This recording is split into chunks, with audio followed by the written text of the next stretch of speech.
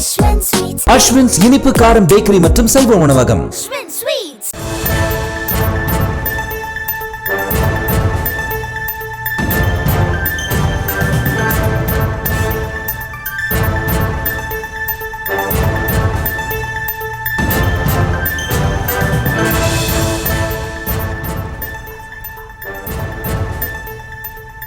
மற்றும் ஒரு அண்மை செய்தி.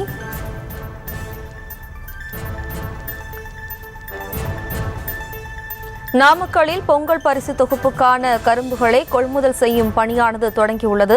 கரும்புகளை கொள்முதல் செய்ய அதிகாரிகள் லஞ்சம் கேட்டதாக முதலில் புகார் எழுந்த நிலையில் தற்போது கரும்புகளை கொள்முதல் செய்வதற்கான பணியானது தொடங்கியுள்ளது. இது தொடர்பாக விவசாயிகள் அளித்த பேட்டியினை பார்க்கலாம்.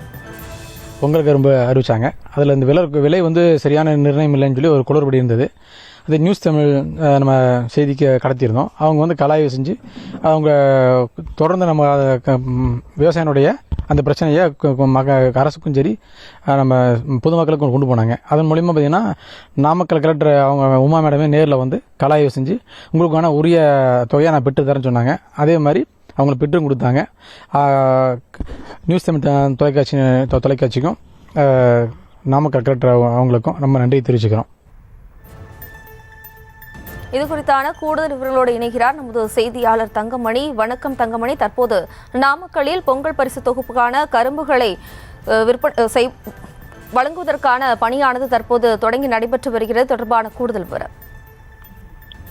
வணக்கம். அதாவது இந்த ஆண்டு தைப்பொங்கலையொட்டி நியாய விலைக்கடைகளில் தமிழக அரசின் சார்பில் குடும்ப அட்டைதாரர்களுக்கு இலவசமாக ஒரு கரும்பு வழங்க வேண்டும் என்ற உத்தரவு பிறப்பிக்கப்பட்டுள்ள நிலையில் நாமக்கல் மாவட்டத்தினை பொறுத்தவரை பள்ளிப்பாளையம் அடுத்துள்ள சமயசங்கிலி பகுதியில் ஆண்டுதோறும் விவசாயிகள் தங்களது விளைநிலங்களில் பொங்கல் கரும்பு பயிரிடுவது வழக்கம். இந்த ஆண்டும் அதே சமயத்தில் விவசாயிகள் தங்களது விளைநிலங்களில் கரும்புகளை பயிரிடப்பட்டுள்ளனர்.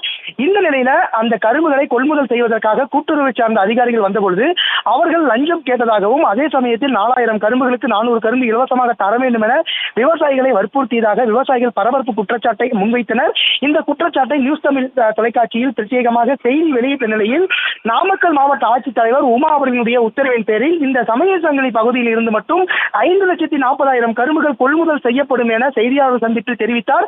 இந்த நிலையில இன்றைய தினம் சமயசங்கிலி பகுதியில் இருக்கின்ற விளைநிலங்களில் பயிரிடப்பட்டுள்ள அந்த பொங்கல் கரும்புகளை கூட்டுறவுத்துறை அதிகாரிகள் கொள்முதல் செய்யும் பணி என்பது தற்போது துவங்கப்பட்டிருக்கின்றது. குறிப்பாக ஒவ்வொரு விளைநிலங்களில் 4000 முதல் 6000 கரும்புகளை கொள்முதல் செய்து வருகின்றனர். அதே சமயத்தில் சுமார் 50க்கும் மேற்பட்ட கனரக வாகனங்கள் அதாவது லாரி மூலம் அந்த கரும்புகளை ஏற்றிக்கொண்டு நாமக்கல் மாவட்டத்தில் இருக்கின்ற அந்த நியாய விலை கடைகளில் அந்த கொடுக்கும் பணி என்பது தற்போது துவங்கி இருக்கின்றது. தொடர்ந்து 5,40,000 கரும்புகள் கொள்முதல் செய்யப்படும் என மாவட்ட ஆட்சித்தலைவர் உத்தரவு பிறப்பிக்கப்பட்டுள்ள நிலையில் இன்றைய தினம் அந்த 5,40,000 கரும்புகளும் தற்போது கொள்முதல் செய்யப்பட்டு வருகின்றது.